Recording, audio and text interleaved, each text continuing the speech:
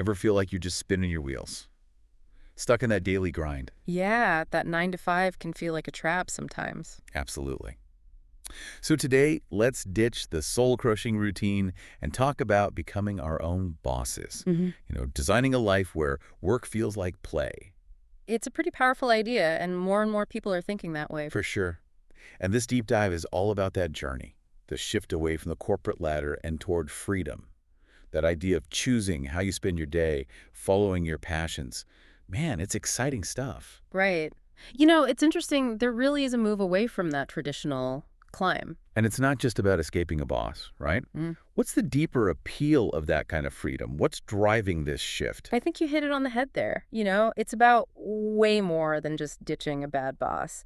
It's about aligning your work with what truly motivates you. Yeah, that makes total sense. Like when you're your own boss, you actually have the power to choose projects that, really resonate with your values. Yeah, projects that get you excited to get out of bed in the morning. Exactly. And that kind of autonomy, it can really lead to a more fulfilling life, a more joyful life. It definitely sounds incredible.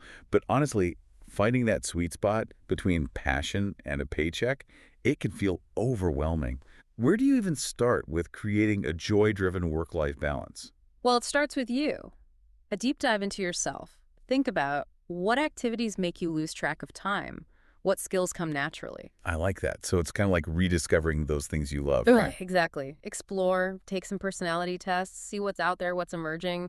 Maybe even revisit some old hobbies you've let slide. Oh yeah, those passions from way back when, the ones that got buried under, responsibility. It happens. But remember, this is about identifying what truly energizes you, not just what you're good at. So I have to ask about the logistics. The idea of going from employee to entrepreneur, it can feel like a massive leap, like jumping off a cliff without a parachute. I hear you. It can seem daunting for sure, but try thinking of it more like training for a marathon, a series of manageable steps. Okay, that's a much less terrifying image. I get behind that. Right. And we actually had someone write in, Sarah. She made this transition from a corporate job to starting her own bakery.